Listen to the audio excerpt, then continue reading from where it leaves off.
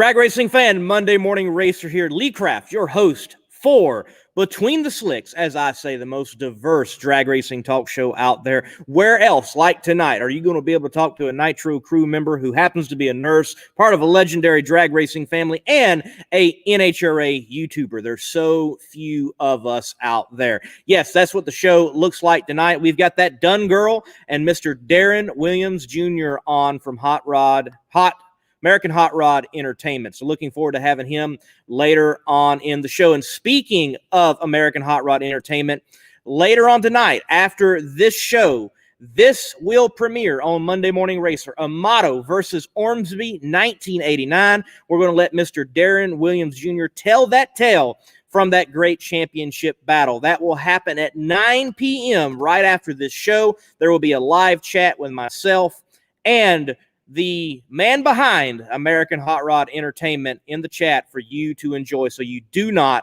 want to miss that at all. Well, some drag racing news, folks.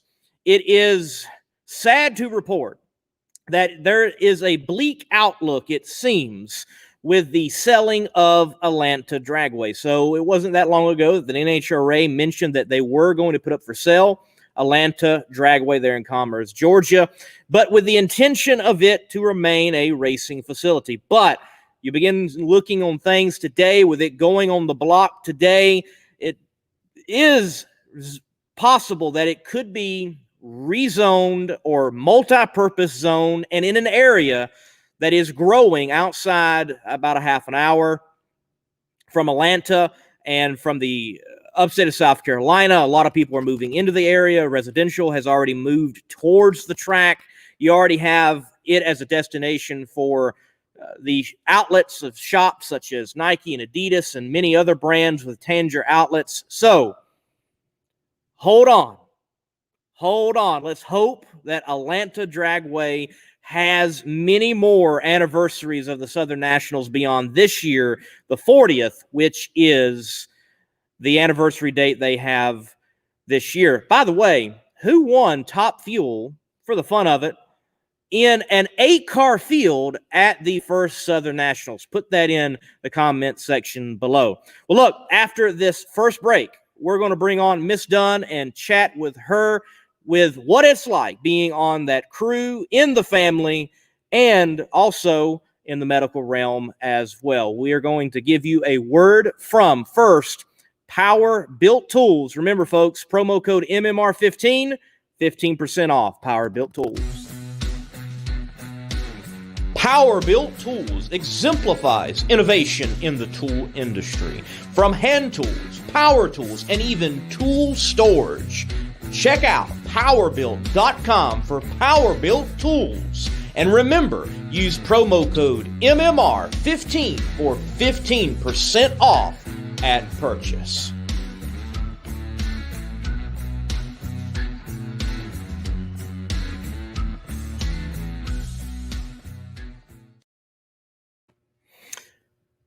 Let me get it right. Jonna Dunn, right? Is that close? Yes, Jonna Dunn. All right. Okay, great. Wow, I have been stressing all week. Like, how do you pronounce this girl's name? I may stick with Miss Dunn. I say Miss a lot anyway, so I may stick with that. How you doing tonight? Good. How are you? And I am doing great. Look, I am so happy to have you on the show because I've wanted this show, as I opened up in the intro, that it's diverse. Not just talking to drivers, not just talking to the winners, but crew members, media, a YouTuber, as we're going to have later on. So it is a wonderful thing to have you on. And yeah, let's start out.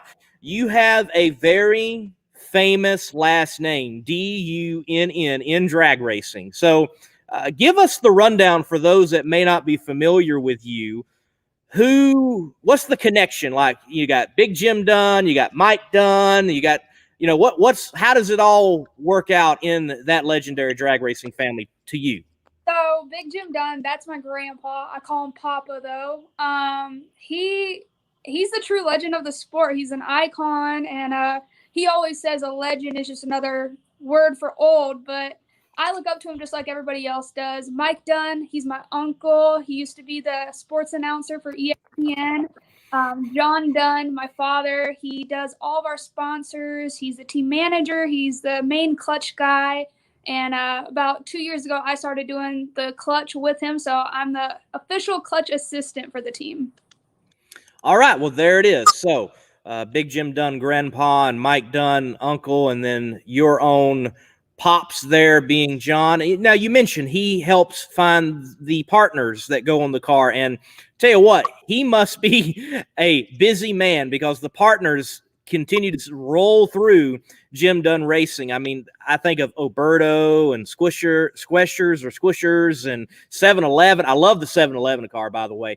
And you got the Cattleman's Cut. That is great jerky, by the way. That is some good jerky when I can find it. So how busy is your pops finding those partners to put on that car? Oh boy, between his schedule and my schedule, I mean, we're always colliding and clashing. He's nonstop. He's one of the hardest working men I know, right alongside my grandpa. He pours his heart and soul into what we do, just like I do as well. He does really good at finding the sponsors, and I mean, it shows during the race season because we come out with some pretty good stuff during the year, and the car designs, all of that is, him. He does it all. He's amazing. I always look forward to what is Jim Dunn Racing going to have on the car for the weekend, or when I see the announcement of some new partner. I mean, the schemes always look good. Like I said, I'm a personal fan of the 7-Eleven car.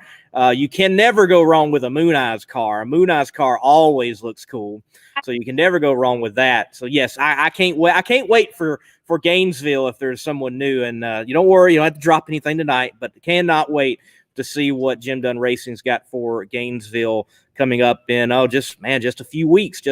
So when you're at Gainesville and you are that clutch assistant, break it down for us. What are you doing in that role along with your pops there on the team? Oh boy, from putting the clutch pack together before we make a run to tearing it apart after the car gets back in the pit area.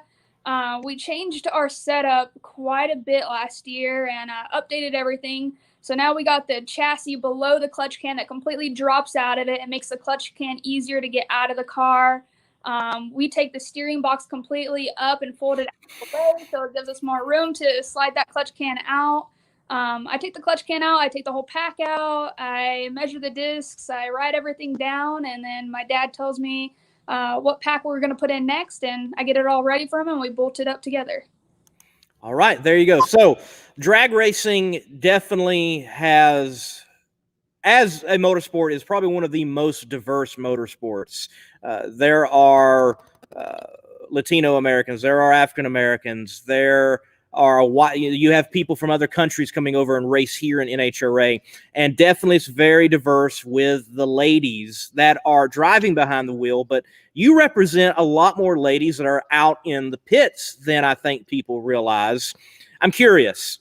You're a very attractive lady, so how often do you get, hey, you're too pretty to work on a clutch or anything like that? How do you interact with those people who are like, you shouldn't be doing what you're doing?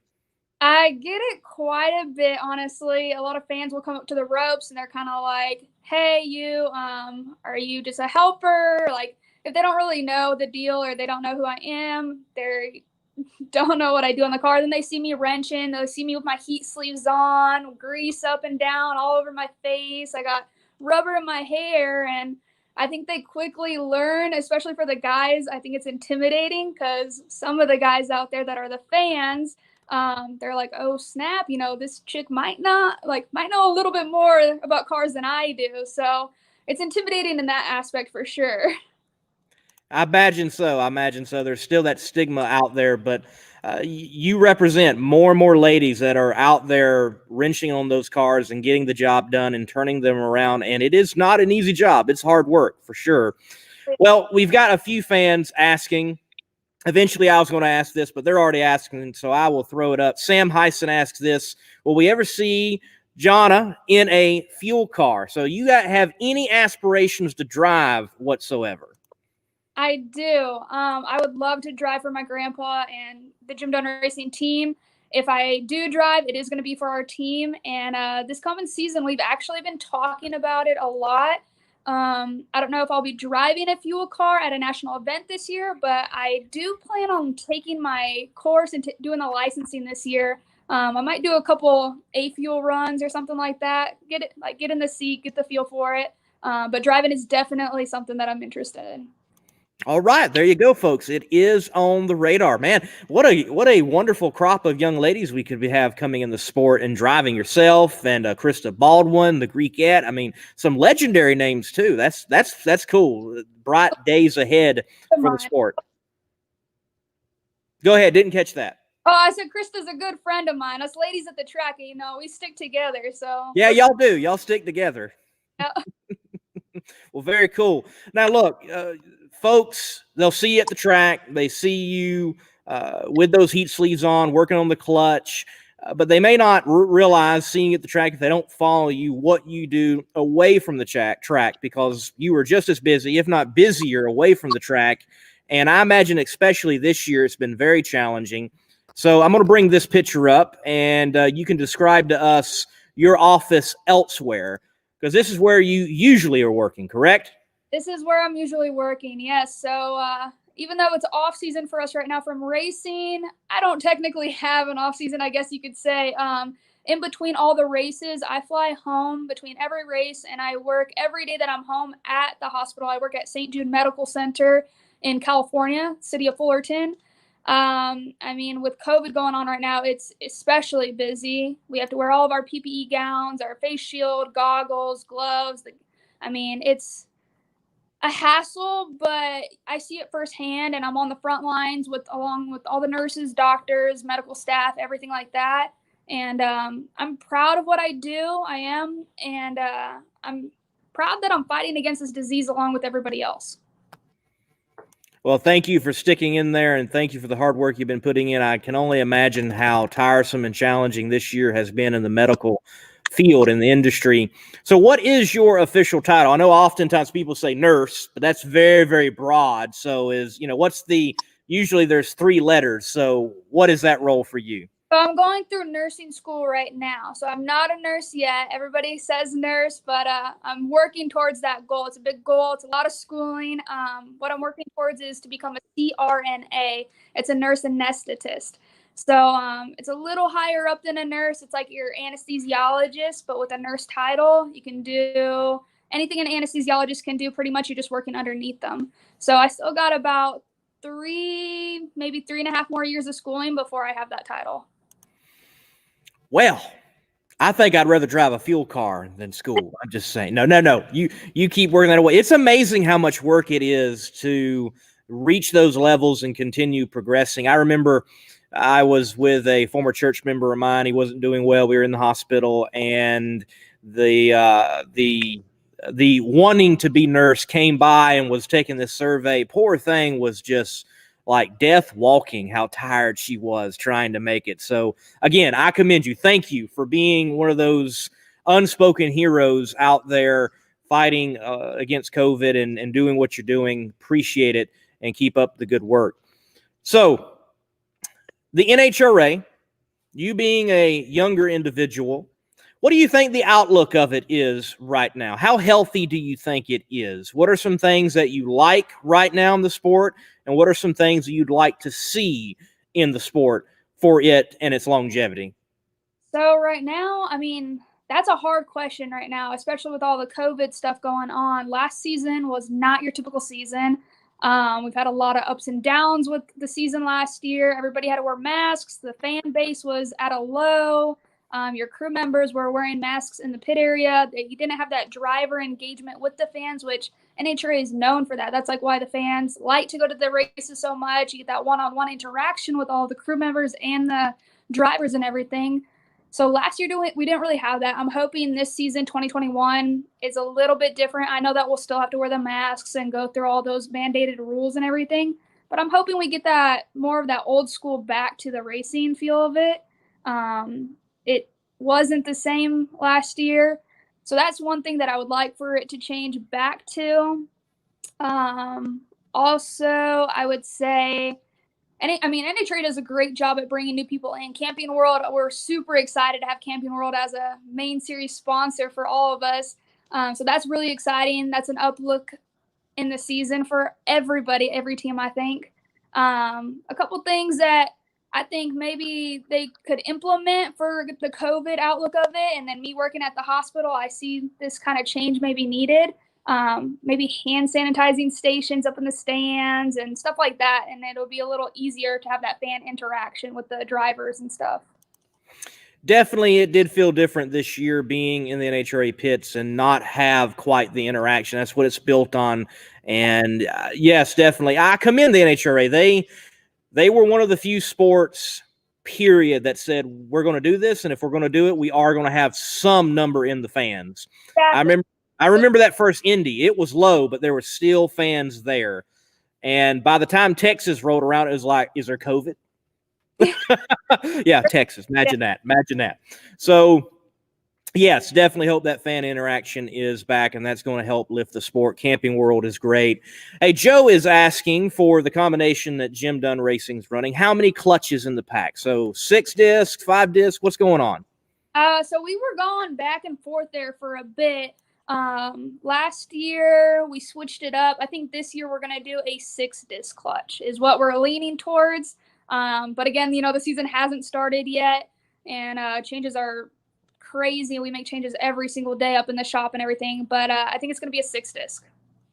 All right, going 6 discs. So what is your most recent favorite Jim Dunn funny car body, and what historically is your most favorite Jim Dunn Racing funny car body? So 2 funny car bodies, one from the far off past and one here in the near recent times. I think my all-time favorite would have to be Old School Moon Eyes. I mean, they've been with us through the beginning of it all. I mean, they've been with my grandpa when he first started racing. So they hold true to our hearts for sure. They're a family to us. But so are all of our other sponsors. It's hard to pick a favorite, but I think Moon Eyes Old School would definitely be the one. And then lately, I mean, we've had so many different body styles lately. The Squincher with all the orange. Orange is one of my favorite colors, so I liked that body a lot. We had the KGC body, red and black.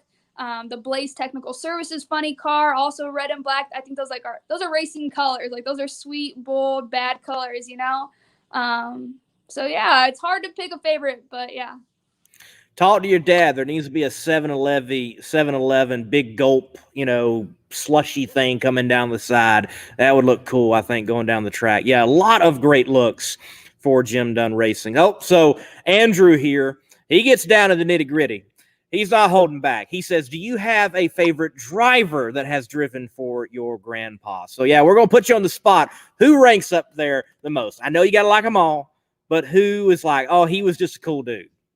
Oh, man. I mean, we've had a few drivers. Campbell's been with us for the past few years. He's become like family to us. I mean, everybody that's a part of our team, they're family. We spend more time with the crew guys than we do with our family back home. So we become really close. We had, I had Tony Bartone a while back. He was a hoot. Like, he always teased me, made fun of me. Before he got in the car and strapped in, he'd always give me a big old hug and a kiss on the cheek for good luck. And I was just an itty bitty thing at the time. So that was kind of funny. And then I like Jeff Arend a lot. He worked on our car last year with us, helped the team out. And he raced for us for a few years too. Stellar. A lot of great drivers have gone through there for sure. Tammy Powers, thank you for watching. She says, hey, and love this. She always likes the ladies getting on, and she is doing great things for ladies in drag racing. Jim, he asks, hey, is there any way to get a sample pack of that beef jerky? So do they have a program where you can get a sample pack with Cattleman's Cut? I'm not sure, but I will definitely look into that. And if they do, I'll be posting about it on Facebook or Instagram. So I'll let y'all know. All right, she'll let y'all know. Instagram, Facebook, look out. And I can tell y'all, folks, I'm not plugging just because she's on the show. It is good beef jerky. It's some of the best. If you find it, it is worth having. It is definitely done right. So Kyle Lang, the chief starter for the PDRA, is also out there on the NHRA starting line from time to time. He says, in the racing world, if you could go back in time, what year would you go back and why? So, yeah, drag racing. NHRA, what year would you go back? What would you like to see? I mean, if I could go back in time to any year and see anything, I'd go back to when my grandpa was racing the rear engine funny car and see him race, see him win, see him, treat everybody and all these stories that he tells me at the racetrack and at home. I would just like to be there and see the stories firsthand because I get captivated when he's telling me these stories. I want to be there. I miss out on being there. I love that he's that guy that, gave that combination a shot. I mean, obviously now, everybody's racing the engine in front of the driver, but someone tried it. Someone tried to make it work. And he was known for that. And the longevity that your grandfather has had from then to now, as many ups and downs there has been in drag racing, to keep a team out there, to have as many partners as y'all do, to have had as many drivers come through as you have had come through. It's impressive what really Jim Dunn Racing has done. I mean, sure, there might not be the wins and the championships compared to other teams, but it is, I mean, if there's an award for the persistence award, I don't know, maybe that it is definitely Jim Dunn Racing. Does it feel like the team, everybody on the team is like that kind of makeup, that they have no give up in them? They always have some fight. Absolutely. I mean, my grandpa, he's 86 years old. He goes to every event. He builds all the motors himself at the shop. On my days off from the hospital, I go to the race car shop and I'm helping him wrench alongside of him. My grandma, she's 84 years old. She mixes all the nitro for the funny car and does all the fuel for the team. My dad does the clutch, finds our team sponsors. I'm the clutch assistant. I mean, our racing team is a family, and we make sure that our crew guys are like family as well. And because we have so much passion for the sport of NHRA, we make sure that our crew guys have that as well. And when it happens that way, like, we work really good as a team together. We enjoy ourselves. So being a part of a team and your family being so tight-knit and out there in the drag racing world, what moment of going to the track stands out for you as that top moment? You cherish it the most. Where was it? When was it? What was going on? I mean, out of all the races, for sure, Bristol is my absolute favorite track, and I'm pretty heartbroken that we're not going to be racing there next year. I didn't see it on the schedule. But the reason I love that track so much, one, it's beautiful, absolutely stunning, but it's Father's Day weekend. I get to share the same passion that my dad has and my grandpa has for the sport together on the same weekend. We get to do what we all love together. So that weekend out of the entire season is my absolute favorite. Besides that, just going rounds and in between rounds, the hustle of it all, this, like, everything that we work together as a team and the commotion of it all, I like that part of it. All right, there we go. She likes that part of it. So Dale asks, and I think we know the answer. I'm going to ask it, though, because you just mentioned that he's up in his 80s and he's still going to the track. But has Grandpa ever mentioned the ugly R word, retirement? Oh, no. We do not discuss that word in the Dunn household at all. He's 86. I mean, he still has a lot of fire left in him, and some days he has more pep in his step than I do. Like, I don't know how he does it, but I look up to him. I want to be like that when I'm 86 years old, but there's no retirement anywhere soon or anywhere in the future. He's going to do it till he's not here anymore. All right. So many people would look at what you do as a Nitro crew member with the clutch and what you do in the medical industry and say those are worlds apart, and they are. Nonetheless, you've got a team there. You've got a team at the hospital. What are things that you learned in the pit crew that has helped you in the medical world? And what are things in the medical world that have helped you on the pit crew? How have they transferred? So being a part of the pit crew, I mean, everybody has their own position and job on the race car. Like, mine is the clutch assistant. We got a tire guy. We got a body guy, top end, bottom end, fuel, driver. Everybody has their own position on the car. If somebody needs help, we'll help them out. But usually you're responsible for doing your job on the car, and you're responsible for doing it in an amount of time. Working at the hospital, it's the same thing. We have a team of people that come together. We all have our own position. We have somebody that checks in the patient right when they come into the ER. We have somebody that does the insurance papers for them and everything like that. We have somebody that takes their vital signs. If it's a code blue or a code stroke, we have somebody that comes in, make sure that they're in a hospital gown, put the EKG leads on them. Somebody starts compressions. I mean, taking what I learned from the pit crew and the racing team and transferring it to the hospital, I know that everybody has their own job and you just got to work in the hustle of things and work together. I'm sure there's more similarities than people would realize. I mean, you might not be turning wrenches in both worlds, but you still are working as a team. You got to get the job done. There's goals to accomplish. So talking about working as a team in a pit crew, earlier this year, and I'm not sure if I can't remember if you were there. I imagine you were, but Arizona Nationals before COVID, Jim Campbell goes out there and he gets one.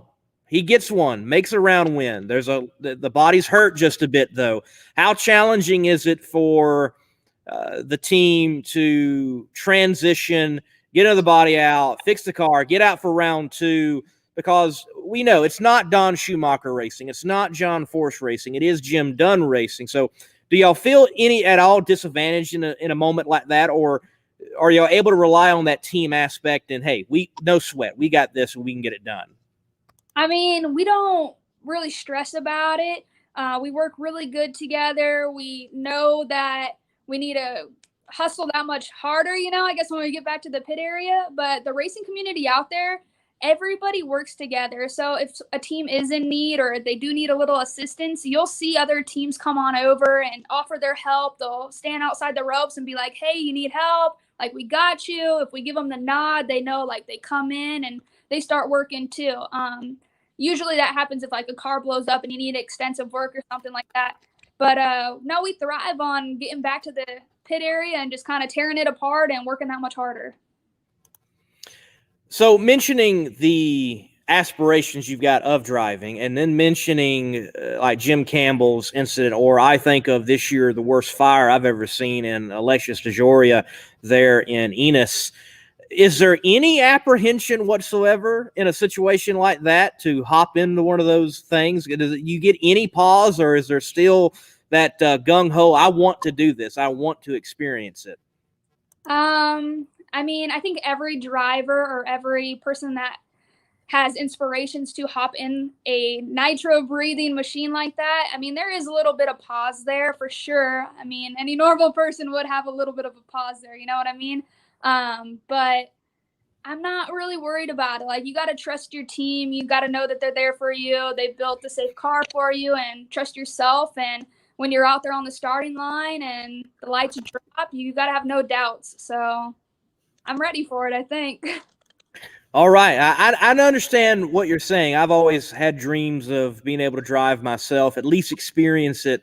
And to me, a part of it is you got to experience a boomer. I mean, what does that feel like? I mean, it might not feel good, but, hey, I got it over with. I've been through it. And if others can come through it, I think I can too. So when you look at what drivers go through, especially funny car, and I know you got those aspirations, you're thinking about it. Do you see these people almost even a little bit more than human, because they're willing to go out there and be in a fireball and get through on the other side and get back in the car like Alexis, or come through some major explosion and get back in there? What do you think is going through their minds, and what do you see behind the rope through those moments of them going through that and getting back in the vehicle?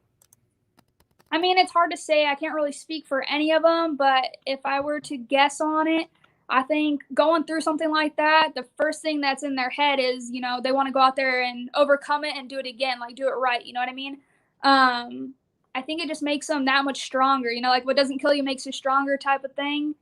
For me, when I see something like that, I mean, of course, all of our hearts should drop, because not only are they a part of our family out there, like they inspire me, when they get back in the car after something big like that. And I mean, Leah Pruitt with that nasty crash earlier this year, and her car flew up in the air, it split in half and everything. And the next race she was out there, it she act like it didn't phase her or anything like that. I mean, she's one strong person. Like, I get inspired a lot by all of them out there for sure. Definitely a lot of moments to be inspired by. Certainly Leah's. I'm glad that they canceled everything else because she was also entered in factory stock that day, and they decided to cancel the door slammers. I'm like, I'm happy for her. She can go home and get her bearings and come back out for the next race. So 2021. What are the plans? You know, is it for you an entire season, no matter where y'all go, or do you think, you know, there's going to be some that you miss due to the job? You know, how does that work out? So, Jim Dunn Racing will be going at every event during the 2021 season. We actually have a new look for the 2021 season. It hasn't been released yet, but I'm excited. I'm actually in Ohio right now. We're having some meetings. So always on the go, but the 2021 season, the Jim Dunn Racing team will be going to every event. Me personally, I will try my best to go to every event. I haven't missed an event in a few years. With COVID going on at the hospital, I do have a higher need to be at the hospital, but I work my schedule around the race schedule. They're pretty lenient about that, which is good. But yeah, we plan to be at every event. Very cool. Looking forward to seeing y'all at every event that I'm at as well. Just look for the guy with the big glasses. Definitely have to come by and say hey when I am at the track next time and meet you in person. Miss Dunn, look, thank you for being on Between the Slicks. I appreciate you giving your insight and your perspective. Before we sign off with you, please let folks know where they can find you and follow you and stay in contact. So y'all can follow me on Facebook. I got my own page, Jonna Dunn. Instagram, Jonna Dunn, and Twitter. So follow me along my journey, and you guys can see what's coming up in the 2021 season here shortly. Johnna, thank you so much for being on Between the Slicks. Have yourself a great night. Thank you for having me. Bye-bye. Bye. Folks, man, what a breath of fresh air having Miss Dunn on, and great perspective and passion and energy, and how cool it is to be part of a legendary family. And hey, you got it here. There are aspirations to get in a fuel car at some point. I think that's pretty cool. What a great potential crop of young ladies coming into NHRA. Wow, what a great crop. Now, I'm going to take a break here in just a few moments, say thank you to a few sponsors, and after that, we're going to have the man behind American Hot Rod Entertainment, Darren Williams Jr., right after this break, featuring Hero Soap Company. Hero Soap Company is a veteran-owned establishment that produces all-natural, essential oils-infused soap that is sold with a portion of the proceeds supporting other veteran groups. Hero Soap Company. Heroes supporting heroes. Be a hero yourself and buy a bar and let freedom clean.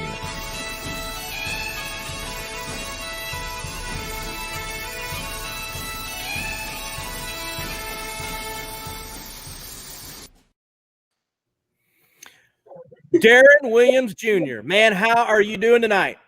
Hey, how's it going? Doing good. How about yourself? I'm doing great. I just got to talk to someone a part of the legendary drag racing family. You couldn't get no better than that, man. Could not get no better. Hey, we're about to answer this question for Kyle Lang. First Southern Nationals. Take a shot. Who won it 40 years ago in Top Fuel? That's way before my time. 40 years ago. So that'll be 1980? 81. 81. Yes. Just throw anything out there, I guess. Throw it out there. Let's go Gary Beck. Gary Beck? Okay, close. Kyle, what's the correct answer to your question about the winner of the first race of Southern Nationals? It was Shirley Muldowney in an 8-car field. Nice. Interestingly, it was only 8 cars for Funny Car, 8 cars for Top Fuel, 8 cars for Pro Stock. Interesting, the first Southern Nationals only had an 8-car field. Well, man, look, I know that you are a student of the sport. Might not have got that one, but we can't get everything, and I already knew. I done my homework. Sorry, man. Put you on the spot. But you are a student of the sport. You love the history just as much as you love it today. So talk to me. with American Hot Rod Entertainment, your YouTube channel, where do you want it to go? What are you covering? Why are you covering it? Well, I hope to build into a brand one day, a legit brand, motorsports brand. Right now, just pretty much doing NHRA, but want to branch out to PDRA, Southeast Gassers, anything I get my hands on, anything motorsports. I would say mostly drag racing though, but just started the channel recently. Originally as just a hobby. I was real active in the fitness stuff like that, playing a lot of basketball, weightlifting, and then one day I was playing basketball, I tore my ACL, and yeah, I was down and had surgery, and I was like, I need to find a new hobby. Just sitting around the house, not doing nothing, and I was like, I'm gonna start a YouTube channel about NHRA drag racing. I was like, there's not many out there, so I was like, there's a spot for me. So I decided I'm gonna make a channel about drag racing, and it just started from there ever since. I had no experience of making videos or anything like that. I just taught myself and made my first video about 6 months ago. Made an Antron Brown video, 2012 Antron Brown Championship season, and been doing them ever since. Yeah, man. And look, you have got a wide range. Later on the night, we're going to have part 1 of your part 2 of Joe Amato versus Gary Ormsby premiere here on Monday Morning Racer. And you have looked at some of the battles with Matt Hagan and Force, and then you've looked all across the board. So far, though, what is the championship battle that you're familiar with that you love the most? Which one is it? I know for me personally, you might have already covered it on your channel, actually, but there are some great ones. But what championship battle stands out there for you personally? Okay, so I know which one is yours. I believe it's Bernstein versus Oswald for you, right? Oh yeah, I love that one. Okay, and so I knew that, and so that's why I did that video recently, because I knew you would like that one. So thank you for that one. You gave me an idea for that one. But my favorite actually that's easy. It's John Force versus Matt Hagan 2010. That battle was amazing. Simply put, after John Force's crash in 07, I kind of stopped watching the sport after that. 08 and 09, I didn't really watch the sport like that. And I remember the 2010 Winter Nationals, the 50th anniversary Winter Nationals, and I was sitting at home Sunday morning. My dad goes, "You going to the track today?" And I'm like, "Yeah, I'm gonna go. Why not? I'm not doing nothing else. I'm gonna go." Well, lo and behold, John Force comes out, wins the race, wins the Winter Nationals, defeats Caps in the final on the whole shot. I'm like, that's amazing. First win since 08. He didn't win in 09. So that's great. I was like, but is John Force really back? So goes to Phoenix the next weekend, goes to the finals. And then he wins Charlotte, the 4-wide, first ever inaugural 4-wide. Then he wins Vegas. I'm like, oh yeah, John Force is back. And then so I'm thinking, okay, John Force, he's about to win this title. Well, Matt Hagan, he poured the coals on him in the countdown. He won went to like 3 or 4 straight finals. Took the points lead away from Forrest at Reading when Forrest couldn't get in reverse on the burnout, and took the points lead. So he went to Vegas, and I remember it was just a bad to the bone battle. Matt Hagan and John Forrest, Las Vegas. They met in the final, and I remember if Forrest lost, it basically would have been over. And Forrest won. Hagan smoked tires on the starting line, and they went to Pomona. I'm from Southern California. Went to Pomona, and Hagan Forrest was two rounds behind. And Tasca, the shot heard around the world when Tasca took Hagan out first round, and John Forrest went 2 rounds further to win the championship. And that one was really special to me because, like I said, but now that's worthwhile. John Forrest has been my favorite driver since I was a little kid, and so to see him come back and complete that comeback after his crash in 07. Pretty amazing. So John Forrest versus Matt Hagan 2010. All right, there it is, that championship battle. And look, I know we've got many more championship battles ahead of us to see. So this year, what championship battle stood out for you? Me, it was Pro Stock Motorcycle. I really feel like that championship battle did not get enough love, and it was overlooked compared to the other ones. Which one stood out in your mind going down to Las Vegas? They were all great. I would have to say funny car though. Having 3 of the 4 drivers, really all 4 of them in the hunt going to Vegas, but really Fast Jack, Hagan, and then Tommy Johnson, all within like 2 rounds of each other going to Vegas. That was pretty exciting. Top Fuel was cool too though. Steve Torrance, like 3 championships in a row. That's pretty amazing. So wish Coletta would have made it more of a fight going down to the wire, but I also have to say funny car. That was pretty exciting. All right, funny car. Yeah, it definitely. I don't think we're going to have a situation like that again in drag racing. I think 2020 with COVID, John Force Racing being out, it made that situation to be almost a league fight within the situation of Don Schumacher Racing. Well, Darin, how did you get into drag racing? Why are you a drag racing fan? And now, hey, I'm going to have a YouTube channel focusing in on NHRA. So why drag racing? How'd you get involved? It's funny that you asked that right now because my the one who got me into drag racing just popped into the room. My dad, Darren Williams Jr. I'm junior, he's senior, and he took me to my first drag race when I was, I believe, 2 or 3 years old. Mom was pushing me around her stroller in Pomona in the pits, and just been hooked ever since. You know, when you get into it that young, you know, it's like it's in your blood at that point. So I've just been a major fan ever since. And yeah, so my dad, and it's my favorite sport. That and basketball. Those are my 2 favorite sports. But drag racing is just different. You know, the nitro, the header flames, 330 miles an hour is just it's great. It's awesome. Yeah, there is nothing quite like it. There is nothing quite like it out there in the world.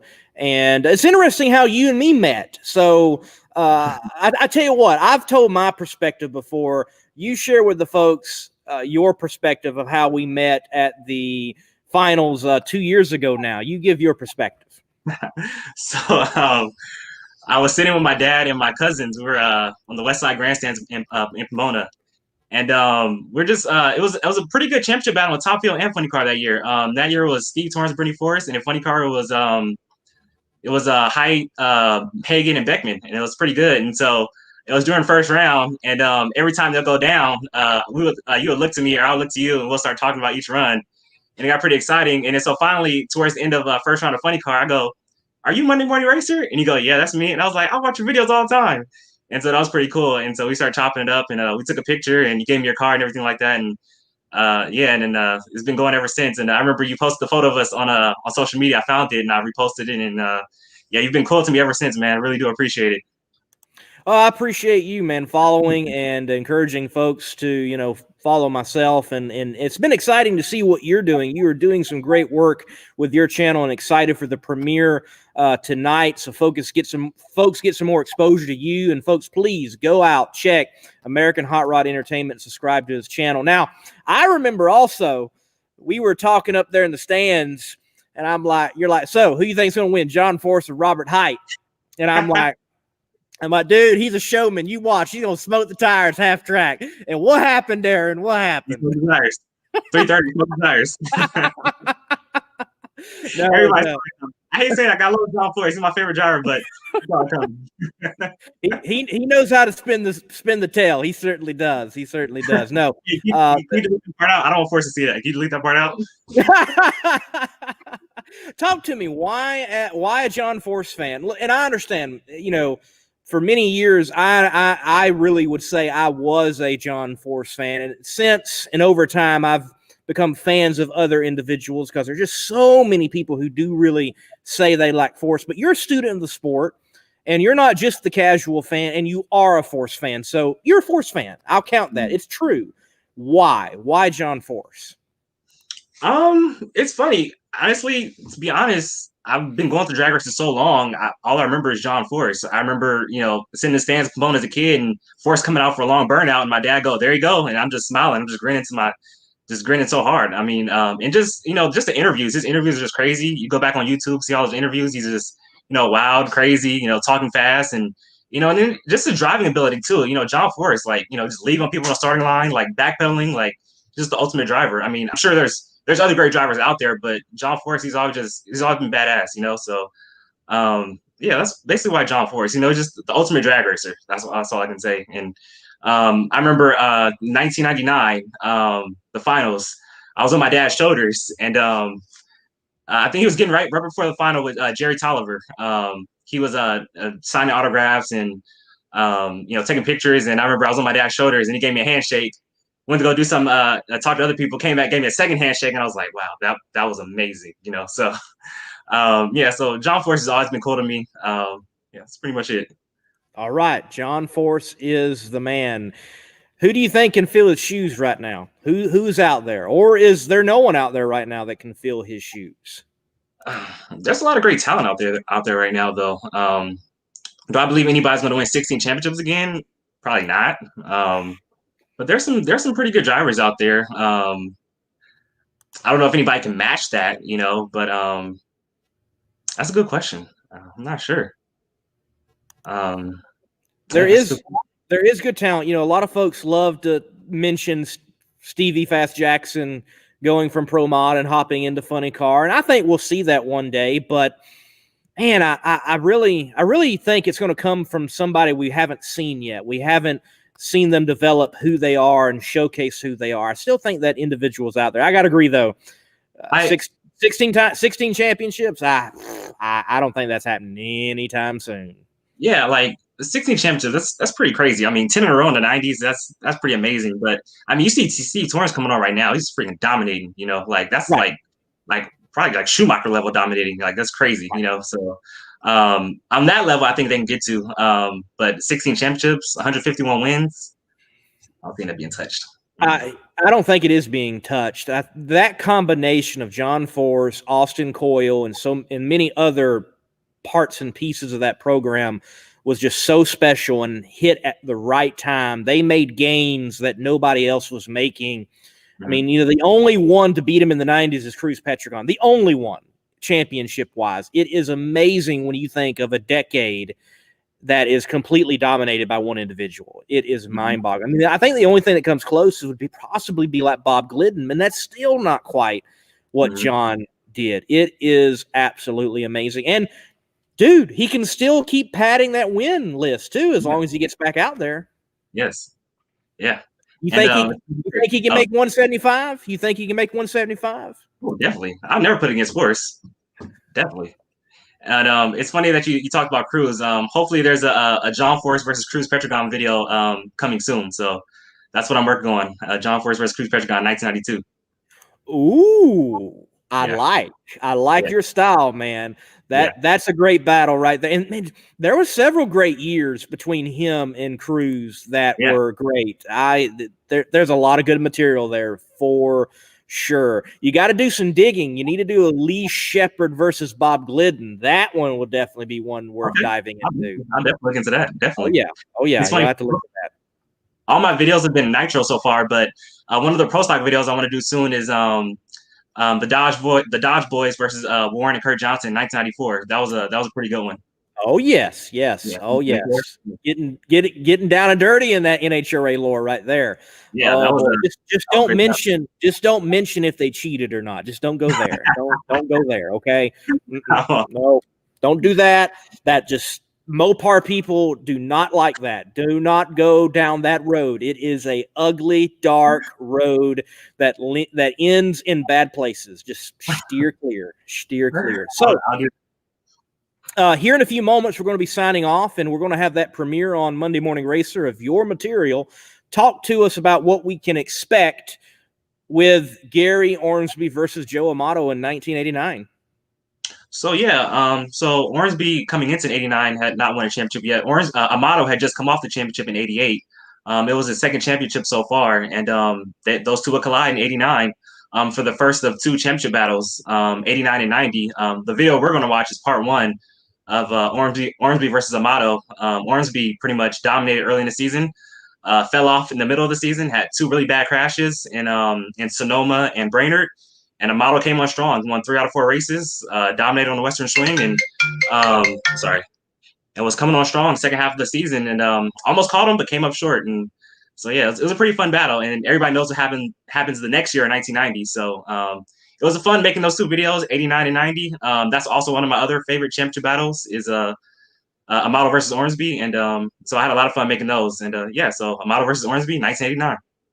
Yeah, there's so much with Ormsby because we all feel like he's one of those what if cases. If he did not have the cancer take him away from us all in the drag racing world, how many more championships would there have been with him and Lee Beard? What would it have looked like? But you've got further implications from there. Would Lee Beard connect with Bernstein and others and things of that nature and have the impact in the sport later on that he did if it was had stuck with Gary Ormsby? So maybe some what ifs in there. Never know, man. Never know. So Oh, sorry. No, go ahead, man. Oh no, I was just saying, like 1991 was supposed to be the rubber match, out on Ormsby, round 3, and you can add Bernstein to that battle too, or Amperdome too. You never know; it could have been a fatal 4-way for that championship that year, but didn't happen. So yeah, I would have loved to have seen Ahmad and Ormsby duke it out one more time to see who actually was, I guess you say the best out of those two, because they were 1-1 and never got the rubber match. So yeah. Right. All right. Here, I think, with your channel really focusing on championship battles at the moment, Mm-hmm. and I really would say you're doing something that is like the iceberg with the NASCAR YouTuber, but you're doing it NHRA style, and that's something that's great to see. What do you prefer? Is it the old point system, or do you prefer the point system as it is now? With the countdown or no countdown? With the countdown. With the countdown? Yeah. Okay, so I love the old point system where you put together a full season, driver who wins the most races, keeps their points lead throughout the whole thing. But living in Pomona and being able to go to the World Finals every November is pretty exciting for me. I can't lie. Going to Pomona and seeing a close championship battle, I mean, it's pretty cool. It's made a lot more dramatic moments for me to experience because of the countdown. So I like both. I mean, you can take it however you want it. The first 18 races is kind of like a full season in itself. You can. I'm not saying have a regular season champ and a postseason champ, not do that, but you can take the first 18 races as a regular season, and the last 6, take it for what it is too. So I like both. Actually, doing these videos, I actually like the 200 points per round. That was pretty cool. Having 200 points per round and you win 1,000 for winning a race. That was pretty cool. But I like both actually. I would prefer any. We kind of got to see a old school points battle this past season because there's no countdown in 2020. And it produced. I mean, like I said, you had 3 Don Schumacher cars battling out for championship going to Vegas, and Coletta and Torrance weren't too far apart either, and you had another battle on pro stock and pro stock motorcycles. So, I like both. Honestly, I can't choose one over the other. Just likes it in the moment and what it produces. So, I'll tell you this though. I'll tell you this though. If John Force has a huge lead going into the countdown and he loses the championship, yeah, then I'll be mad. Then you'd be mad. Yes, yeah. Then you'd be mad. Nope, don't like it no more. Don't like it no more. Do not like it no more. Well, I know a potential series for you is something to look into is possibly since the countdown era, maybe go back and do those races as if they were under an old point system and see who would have, came out as the champion if there would have been any difference from the countdown time. And man, yeah, I have to agree with you. The championship, the way it is set up with the countdown, it definitely does produce some moments that bring the tension. Like I remember you and me sitting in the stands when Greg Anderson and Erica Enders pulled up to the line, and Greg had stacked the deck. Yeah. And he was acting as blocker, going to do everything he could. I mean, that was monumental. It was epic to see that moment. And you remember when Erica won, how loud the crowd went? Oh, yes. That was crazy. Yes, it was wild. There was a lot of energy that day for what was going on. And you could cut the tension with a knife. And then Cameron Foray deep staging on Steve. I mean, oh, wow. I mean, yeah, I think we were talking about actually, that's going to be on ESPN later. And sure enough, it was. So yeah, definitely that was a great final event. Awesome, stellar final event. That was great. Well, man, look. We just got a few more minutes before it's 9 o'clock and that premiere kicks off. So look, I'm going to put you on the screen and tell everybody where they can find you, why they should follow you, and remind them definitely to check out the premiere on Monday Morning Racer. Okay, so you can find me on Instagram at American Hot Rod ENT _. Facebook, just American Hot Rod Entertainment. Twitter is actually my personal name, Darren Williams Jr.